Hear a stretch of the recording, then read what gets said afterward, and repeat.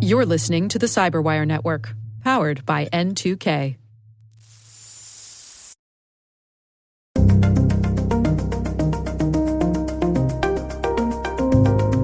Sometimes it's very disconcerting because you find a threat, you see, okay, this is actively going on, they're actively targeting, and the private sector is able to respond a lot faster than sometimes some governments than we'd like them to be.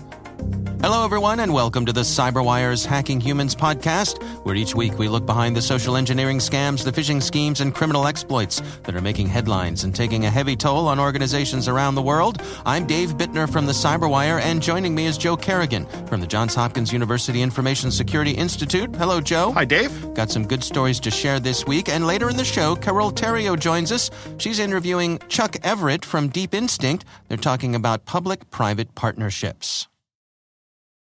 The start of the year is a great time to take that next step in your education, career, and beyond. Rely on N2K Certification Prep to provide the tools to help boost knowledge, skills, and confidence to get you there. And now, for a limited time, all N2K certification practice tests are 40% off. Visit n2k.com/certify and use promo code N2KVDAY. That's N2KVDAY to save 40% on your purchase. That's n2k.com/certify with promo code N2KVDAY. Offer ends Monday, February 19th. Happy learning. All right, Joe, before we dig into our stories this week, we've got a little bit of follow-up here. We do indeed. You want to take this on for us? Sure. This is from Rodney. He writes in, Dave and Joe, you were talking today on your podcast about the social benefits cards not having chips in them. I wanted to mention that I have a medical flexible spending card issued through my employer's provider, and it does not have a chip in it either. You know, Dave, I've used those medical flexible spending credit cards or debit cards, and he's right. I don't recall that mine having a chip either. Yeah, I went and looked because I have one, and no chip in mine either. Interesting. Yeah, annoying. I don't know. Does it save them $1 per card or something? It might. Probably less than that. Yeah. Probably less than that. But when you're talking about millions of cards, Dave, that's millions of dollars. Yeah, right? Yeah. I was recently, this was recently replaced due to an expired card. So it's not a matter of having the card for years. In fact, I have never had an FSA debit card with a chip in it. So it's not just those provided from the state or the local government for benefits. That's a great observation, Rodney. Yeah. And it should also be rectified. Yeah. You also mentioned Wood Forest Bank. While I'm not certain this is true in all locations, the area where I live, they only exist inside of Walmart stores.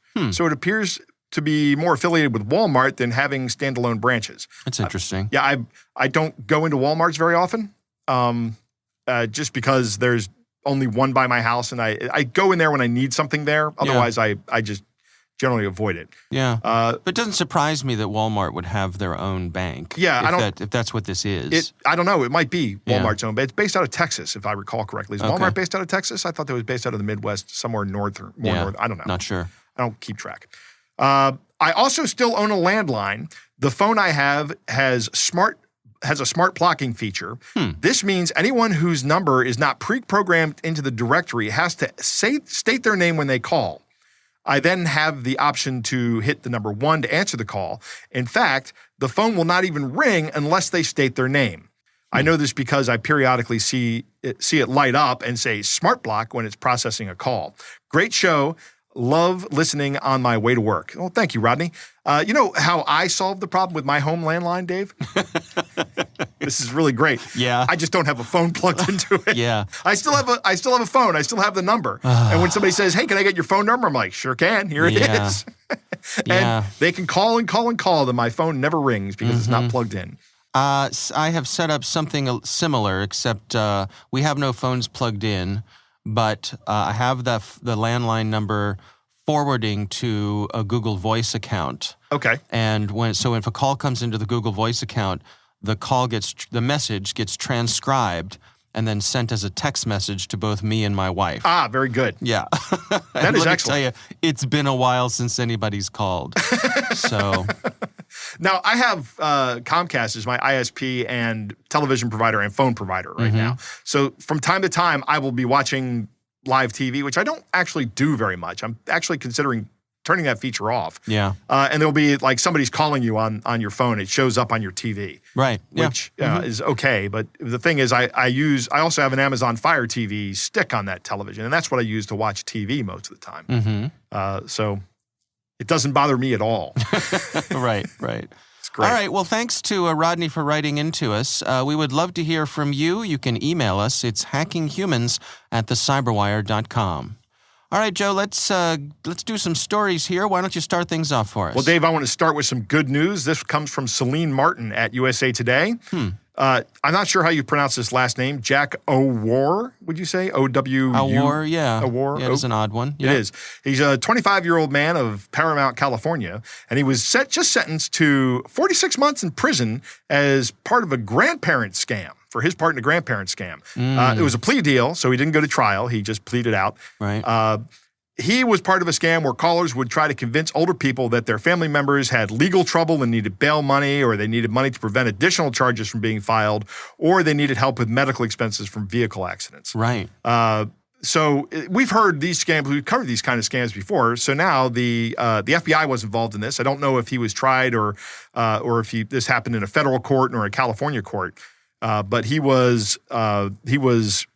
he's going to be the guest of somebody for 46 months. Yeah. But he would pick up cash from multiple victims. So this guy was actually in contact with victims that were being scammed here. And he also recruited other people.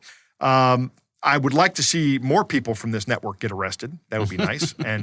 and tried or convicted or pleading or taking a plea deal. I don't care. Just spend some time in jail for your scamming of old people. My main story today comes from Brian Krebs over at Krebs on Security. And he has a story. PayPal phishing scam uses invoices sent via PayPal. Now, what's interesting is, I know we've talked about this a lot recently. We've talked about it. This is at least the third time in the past 2 months. So I'm noticing a trend here. What's going on is these scammers are out there sending out these fake invoices through legitimate services. Right. And Brian has a great breakdown on this. He heard from somebody actually reached out to him and talked to him about it. And here's the invoice that is sent. It says, invoice updated. Billing department of PayPal updated your invoice. The amount due is $600. And then it says seller note to customer. Also, there's a big button right below that says view and pay invoice. It says seller note to customer. There is evidence that your PayPal account has been accessed unlawfully. $600 has been debited to your account for the Walmart e-gift card purchase. This transaction will appear in the automatically deducted amount on PayPal activity. This is hard to read because it's so awkwardly worded. On PayPal activity after 24 hours. If you suspect you did not make this transaction, immediately contact us at the toll-free number, and then there's a toll-free number. Oh. So the person who received this said, you know what, I'm going to call the number. I think he knew it was a scam right away. Yeah. So he calls the number, and the guy answers going, customer service. That's what he says. He doesn't say PayPal customer service, right? Right. He doesn't wind up in jail like the guy I just talked about, right? He's smart. He's not being fraudulent. He's still going to jail if they catch him. The guy then says, I need you to go to globalquicksupport.com and download a remote administration tool. Oh. So he wants to take over the computer. And then, of course, once he takes over the computer, he has access to any financial information you have on there, any applications. He can get you to log in. He's going to try to trick you into getting money out of it. This is how this works. Right. But what's interesting is this is a legitimate service that PayPal offers. I went in and I Googled PayPal invoicing system, and the first result is send and create an online invoice for free. And then down below, it says one of the links in the little indented section. I was remarkably surprised. I was surprised, rather, that there was no ad that came up first from Google on this. It was just the PayPal link. It's one of the links below it says, what is PayPal invoicing and how does it work? So it's actually a short section of their FAQ. I'll read it all right now. Frequently asked questions. That's what FAQ means. PayPal invoicing makes it simple to send professional, customized invoices. PayPal emails your customer a link to the invoice, and you can supply a link in your own email. Your customer then views the invoice details and securely pays with a credit, debit card, PayPal, or PayPal credit. Whichever payment method the customer chooses, you generally receive your money in minutes. You can also manage your invoices, all this other stuff, but it goes on. It says at the bottom, sending and managing invoices costs you nothing. You pay PayPal standard processing fee only when you get paid online. So these bad guys have a permanent free solution to sending out invoices from a legitimate provider like PayPal. Now, in the Krebs article, PayPal has a statement. It says, we have a zero tolerance policy on our platform for attempted fraudulent activity, and our team works tirelessly to protect customers. We are aware of this well-known phishing scam and have put additional controls in place to mitigate this specific incident. Nonetheless, we encourage customers to always be vigilant online and contact customer service directly if they suspect they are the target of a scam. So in other words, PayPal says, well, we took care of this one. They have a zero tolerance policy for fraud, which you would expect, right? Sure. But they don't, it seems like they're not doing much here. These guys, this specific incident has been mitigated. They shut down the account is what they did. Yeah. Right? I'm speculating, but that's what they did. These guys are going to go out and open another PayPal account. Well, so that's an interesting aspect of it because as you describe this to me, I'm wondering, I wonder if they are making use of a stolen PayPal account because when you set up a PayPal account, you have to provide banking information. That's true. Right? Yep. So if they, somehow they come upon, probably buy access to someone's stolen PayPal account, and they take, let's say I'm the scammer and I take over your account. Right. Right. And then I send an invoice out to somebody from you, right, from your account. Entirely possible. Yeah. And then the victim sends the $600 to your account. Right. Right. Well, actually, it doesn't work that way. But, I mean, that's not part of the scam. The scam is just they want you to call the number. So really? There's a number on the invoice that says, call us if you didn't order this. And the idea is that then you call them and they go through installing the remote administration tool onto your system. Okay. I guess I was the other thing that caught my attention was the fact that they referenced gift cards in the description of the scam. Yeah, they want you to think that you're being targeted by a different scam. Oh, you think? Yeah. Okay. I think that's part of the attack. Okay. Is they're saying, because everybody has heard about gift card scams, right? Yeah. Hey, somebody just bought $600 worth of gift cards from on my PayPal account. I better check this out. Call this number right now. See, I thought that they were sort of priming the person so that if they started seeing a gift card transaction, that they would say, "Oh, they told me this might happen." That is a good idea and a good observation. But again, Dave, let's not help these guys. Yeah, right, exactly. Interesting. But that's not what they're going for here. They're going for you to call. It's very similar to the one phone call I got where it was somebody allegedly from Amazon, saying that I had purchased an iPhone and I hadn't. Mm-hmm. All right. Well, I mean, what's the warning here? What's the protection? I mean, if you just be aware that this is an ongoing scam, that there's a lot of this going around. Every invoicing service out there that's legitimate and can't really be blocked because you can't block PayPal from sending you emails. You don't want to do that because especially if you use PayPal or if you do business with somebody who uses PayPal. I mean, there's this is something you can't really block. Just be aware of it and know that it's a scam out there. And if you see any email that says, this has been charged to your account, please call this number, don't call the number. Yeah. Check with PayPal to see if there's any activity. Call PayPal. And don't call the number that's in the email. And don't call the number that's in the email. Right. Call the number on PayPal's customer support site. Right. And don't call the number when you Google for PayPal phone number. Right. I mean, geez, so many hoops you got to jump through. It is. It's Go tough, to PayPal's actual website. Right. And find the number and call customer service and good luck to you, my friend. Good luck, everybody. Yeah. All right. Wow, interesting. All right, well, we will have a link to that story in the show notes, so do check that out. My story actually came to my attention. I first saw this on Twitter, and it linked to a story over from Sky News written by Alexander Martin. And it's titled "Criminals Posting Counterfeit Microsoft Products to Get Access to Victims' Computers." Now, since Sky News is from our friends across the pond, when they say posting, they don't mean posting online. They mean sending through the post. Right. So mailing, for those of us on this side of the pond. For those of us who speak American English, Right. not the Queen's English. Good English. I get everybody in England. This is kind of fascinating. So this was drawn to someone's attention because the person who reported this is a gentleman named Martin Pittman, who is a cybersecurity consultant, and his mother called him because she was at a friend's house and the friend had received a package in the mail that looks like a Microsoft Office professional package. I'm looking at it right now, and this looks exactly like a Microsoft Office professional package. Right. So imagine this is a box that you would buy in a retail store, has the Microsoft logo, everything looks legit. And when you open it up, inside there is a USB stick, little, memory stick, which is also, I was going to say embroidered. That's not right. Embossed, maybe? Embossed. Thank you very much. Yeah. It would take a long time to embroider and one of these sticks. Yeah, it is embossed with the Microsoft Office logo. So that looks legit.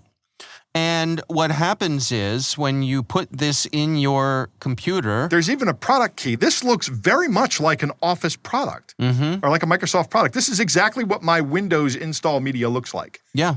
And who knows? It may be. Maybe they found this in the recycling bin. Someone had installed it, thrown it away. Who knows? Right. Or they might have paid to have it made. No way to know from this article. But what happens if you plug this in, immediately you get a pop-up on your screen that says that congratulations, you have a virus. And they say to fix the issue, call this toll-free number to get the computer up and running again. And when you call the number, there is a help desk who installs some sort of team viewer. Right. And they take control of the victim's computer. This is very similar to the story I just talked about. They sort out the problem. They pass you over to the Office 365 subscriction team. Right. You have to put air quotes around that, Dave, right? Because it's actually not them. That's right.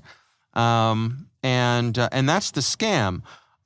What is remarkable about this is that they went to the time, trouble, and expense to send a physical package to someone. Yeah. With this whole virus. I would like to get a copy scam. of this. If anybody has one and wants to send it to me, let me know. Yeah. I'd like to take a look at it. They seem to be sending these out to the elderly, which I suppose is not surprising.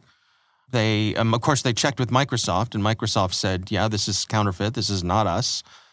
We will not send you unsolicited packages. We will not contact you out of the blue for any reason." Microsoft does have an online reporting tool if you want to, send this or let them know so they can help track it, try to track it down. Right. But I guess the remarkable part to me is just that they went to the expense to do this. Yeah. Obviously, if you get something sent to you in the mail, don't plug it into your computer. Right. That's one of the things Brian Krebs talks about here, or one of his golden rules. If you didn't ask for it, you don't install it. Yeah. Right. What's interesting here is this is not how Microsoft does Office anymore. This is how they do Windows, because you can't, Windows is the operating system. And if you are building a new computer, you can't just go out and download Windows and install it on your system. I mean, maybe there's a way to do that. I mean, I guess there is probably a way to do that. Yeah. But you may not have that capability because you may only have one computer in your house, right? Most people aren't like me with 6 computers in my office, right? Right. So they make this media available for operating system installs. Yeah. But when you get Office now, you don't actually get a product. You get Office 365, which is a subscription service. Mm-hmm. And yeah, I think it's reasonably priced. It costs you $100 a year for you to have, home and student is what the entry level is cost. It also comes with a terabyte of cloud storage for all the users, which is great. I think it's a good value. I'm a little bit of I guess I'm gushing here on Microsoft, but you don't get media. You go to Microsoft's website and you say, go ahead and install the Office products I'm licensed for, and it does it. Yeah.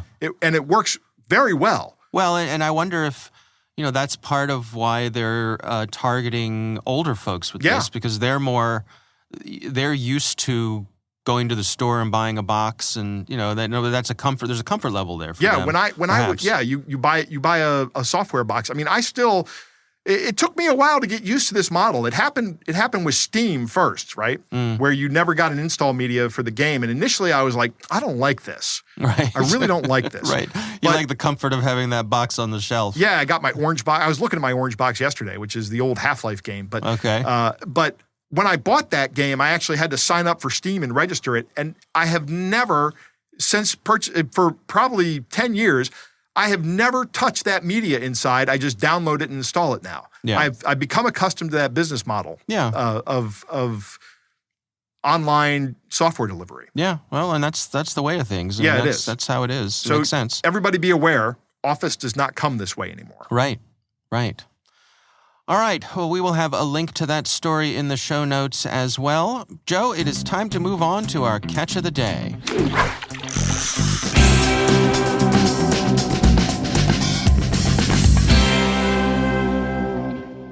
Dave, our Catch of the Day comes from William, who writes, I'm seeing a number of these kind of emails that claim to have already charged my account for some service. They often do not explain what the service is and come from an email address that seems completely unrelated. I assume in this case they want me to call so the scam can begin. So, Dave, you want to take a look at this? Comes from Summer, Dave. Summer, yes. Who has an email that's a Gmail address with some name and then a random bunch of numbers after it. Looks like a zip code almost here in the U.S. Okay. Go ahead. Summer writes, membership renewal notice. Thank you for your order. Your annual subscription plan is renewed and the services are resumed again. Your device protection and network security shield is reactivated. The automatic recurring fee of $379.98 is charged from account credits. The annual recurring charge will be debited every year from the nominated payment method unless canceled, as your auto debit service is still active. To avoid future payments or stop auto debit charges or need assistance related to this charge, kindly get in touch with our accounts team within 2 business days. Contact customer care support at this 800 number. You have a good day ahead. Maria Garcia, Consumer Handling and Accounts Team. So, Maria Garcia, not Summer. Right. Canceled is misspelled. That's kind of good. Yeah. One of the things I like about this one, it's a good example of the artificial time horizon. The artificial time constraint that is frequent in social engineering attacks. That should be a big red flag whenever you hear somebody tell you need to act before a certain time, and that time is short. Yeah. You should be, okay, let's slow down here. Slow down. You got 2 days. Yeah, it's a good catch. Yeah. It's a good catch. Thank you, William. All right. Well, we would love to hear from you. If you have something you'd like us to consider, you can email us. It's hackinghumans@thecyberwire.com.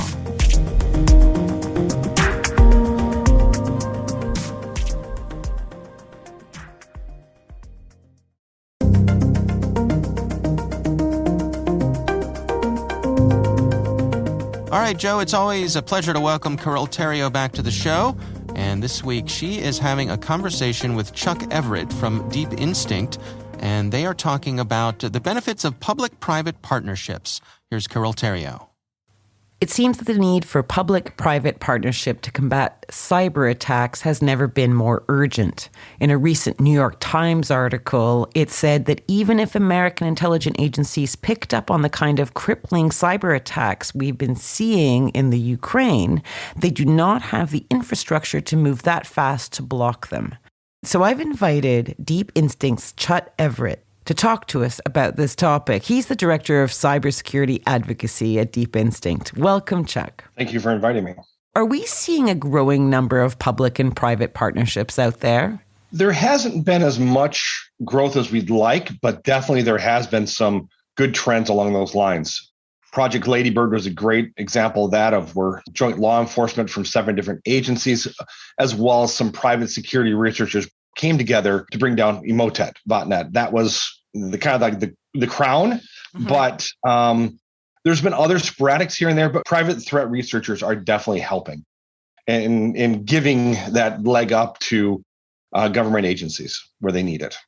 So what does the private sector have that the public sector need?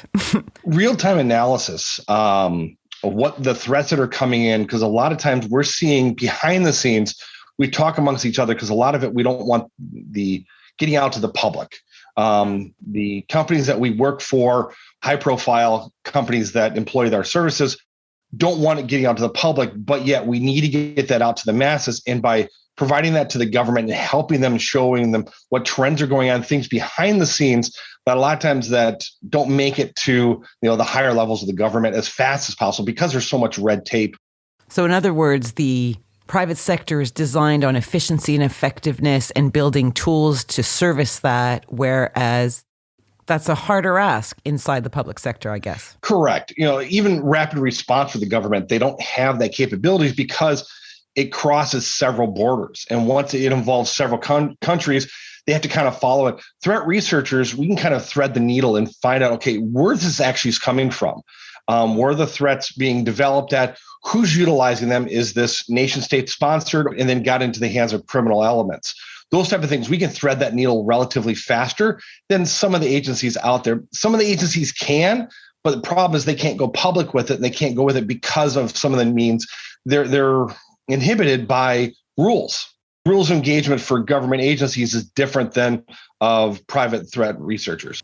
So any private company out there who is starting to collaborate with the public sector needs to exercise, patience, I guess, because obviously there are going to be hoops that the public sector will have to go through that will be new to the private sector. Correct. Yeah. It's sometimes it's very disconcerting because you find a threat, you see, okay, this is actively going on. They're actively targeting, and the private sector is able to respond a lot faster than sometimes some governments than we'd like them to be. Not all governments are the same, but some of them, it's like, who do you reach out to? Some governments don't have the maturity yet of how to combat this. And that's the problem, is that these cyber criminals know where to take up shop. They know where, what governments don't have the infrastructure to track them, or some governments just don't want to enforce. I guess there would be also some deep learning opportunities in these collaborations to see, for example, learn new tricks and tips on how to handle things. Absolutely. Absolutely. Threat researchers, we do that amongst ourselves now, where we're constantly talking between each other, sharing what information we have, because everybody's got different pieces of the puzzle. Right. And then we find the government sometimes has more pieces of the puzzle, especially around state actions, which will help kind of pull that together. But the problem is getting to work and facilitate with them is difficult at times. They want that, wrap everything up and hand it to them. But the problem, once it gets there, sometimes that information be leaked out. And by then the threat actors have moved on because they've gotten tipped off. So a lot of it is just, you got to really protect the data and act fast. Chuck Everett, Director of Cybersecurity Advocacy at Deep Instinct, thanks so much. This was Carol Theriault for Hacking Humans.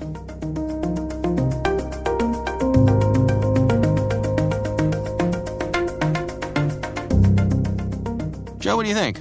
Dave, I said this recently, and I think it merits me saying this again. Government tends to be slow-moving. In many cases, that's by design. Right? Yeah. Like actually our legislative branch of government in the United States is designed, I think it was George Washington who said that the Senate is the tea dish on which the tea of legislation cools. Oh, yes, that's right. Or something like that. I've heard that. In other words, the House is supposed to be fast reacting, and the panicky group of people that we need a law that says this, and the Senate's supposed to be the more thoughtful people that go, well, do we really need this law? That was the intention. But it was designed actually to be slow. Yeah. Or to slow down the process. To be deliberative. Absolutely. Right. And so it's not bad that the government is slow moving. But one of the big issues with cybersecurity in the government is that in many cases, it can't respond very quickly. Yeah. Because of its very nature. Right. Additionally, government. Sorry, I don't mean to interrupt. No, but go I ahead. just imagine like everybody, we're under attack. You know, the computers are all being DDoSed. Where there's viruses coming in left and right. Well, we're going to have to put it out to bid. Right. Somebody's got to fill out this form in triplicate. Right. Exactly. Yeah. Sorry. Exactly. That's apt, I think. That fits right in here. Yeah. Additionally, traditionally, government positions don't pay as well as private sector positions. Right. They kind of lag behind a little bit. The jobs are more secure. You have less fear of a layoff when you're working for the government. Yeah, usually good benefits, too. And usually very good benefits. That's Yep, right. Yep. But hiring people is hard because in cybersecurity, there's this skills gap that we Yeah. keep hearing about. And companies are willing to pay more. So that's where the cybersecurity professionals go Right. because they're willing to pay substantially more than government can afford. Yeah. If you really want to see something interesting, go to a local government website and look at what they pay network administrators and the requirements for the position. I don't know how they even hire some of these people. I was looking at Baltimore City's hiring or open positions a couple of years ago and was shocked at how little they were paying. Yeah. So I don't know if that's part of the problem, I should say. Yeah, well, and I think also it leads to a lot of turnover because folks who take those jobs, I think quite often are looking at it as some sort of stepping stone. Absolutely. Which is great. It's a great place to learn. But if you're in charge of, if you're the step above that person and you're going to have to deal with the reality that chances are you're going to have a lot of turnover. That's 100% correct. That was a problem that my father used to complain about when he was working. They used an Oracle database system, and they would take somebody from their company and train them, or from their organization, wasn't a company, but they trained them, and the person would get really good at Oracle, and then they get hired away for like double their salary. Right. Sometimes by Oracle. Right. So I would listen to my father grumble about how much he doesn't like Larry Ellison. But there's plenty of other reasons not to like So grumbling is a family tradition. It is. It is, Dave. It's a family. Good to know. That's right. The parts of the government that can move quickly and make the associations then generally can't turn around and tell everybody what they found, right? Mm-hmm. And I'm sure that many of our listeners from this area know exactly what Chuck is talking about here. Right. Hey, that's classified information now. Yeah. So we can't just give that out. So these in these partnerships, the flow of information is probably going to be one way because of that, right? Mm-hmm. So you think about that. These public these private sector companies go, hey, Mr. Government guy, we've got this information here about this emerging threat, and the government guy goes, interesting. Thank you. Yeah. And they say, what else you got? We can't tell you what else we have. Yeah. And that's okay too, but it's just got to be the way it is, right? Yeah. Although I will say that. I think it's been remarkable recently when you look at, organizations like CISA. CISA does a good job. Jen Easterly, taking the lead there. Mm-hmm.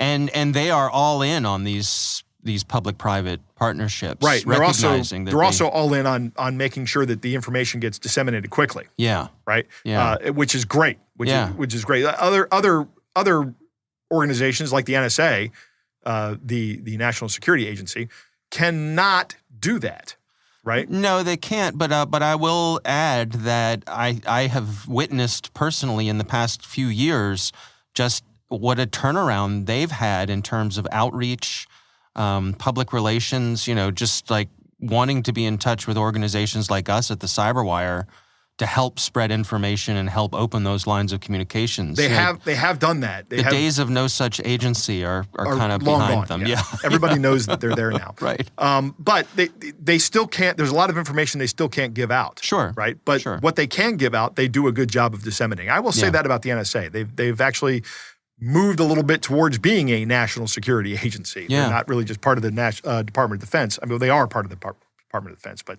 they're doing more for the rest of the country as well, not just defense. Yeah. These rules are different for the government, and that's kind of what we're talking about here. Prime example. When I was working as a government contractor, especially when I was new in the field, I found a lot of those rules frustrating. Like, why can't we just do this? Right. Right. No, you can't do that, and there's reasons for it. Because you're talking about taxpayer money, and that needs to be accounted for and monitored. So when you say we have to put this out for a bid, and you joke about that, there's a reason we have to put it out for a bid, is so that we hope that the hope is that there's not some government guy with a good buddy on the outside going, yeah, I'm going to make a bid on this, and you're just going to get this. Sure. You're going to buy this service. You don't want that, right? Yeah. So I think I really enjoyed this interview, hearing from Chuck. I thought it was very interesting to hear these things. And of course, it's always great to have Carol on the show. Yeah, absolutely. All right. Well, again, we do thank Carol Theriault for bringing us this interesting interview with Chuck Everett from Deep Instinct. We appreciate both of them taking the time.